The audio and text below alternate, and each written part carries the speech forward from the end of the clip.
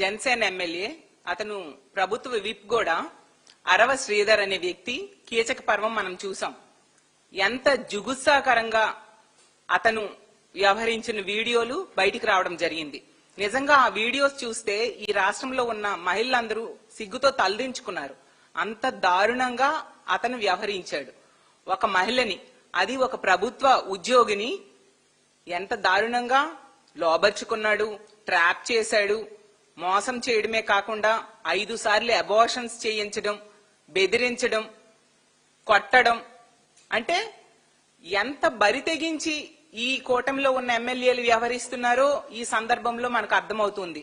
ఇలాంటి సంఘటనలు గత కొన్ని నెలలుగా ఈ కూటమి ప్రభుత్వం అధికారంలోకి వచ్చాక పదే పదే మనం వింటూ ఉన్నాము, చూస్తూ ఉన్నాము. దీనికి ఒకటే కారణం నాకు అనిపిస్తూ ఉంది. ఏంటంటే ఈ కూటమిలో ఉన్న ఎమ్మెల్యేలకు గాని, తెలుగుదేశం పార్టీ జనసేన నాయకులకు గాని, వాళ్ళ కార్యకర్తలకు గాని ఇలాంటి తప్పుడు పనులు చేస్తే శిక్షిస్తుంది ప్రభుత్వము అనే భయం లేని పరిస్థితి. అందువల్ల ఈ విధంగా బరి తెగించి విచ్చలవిడిగా మహిళల జీవితాలతో వీళ్ళు ఆడుకుంటూ ఉన్నారు.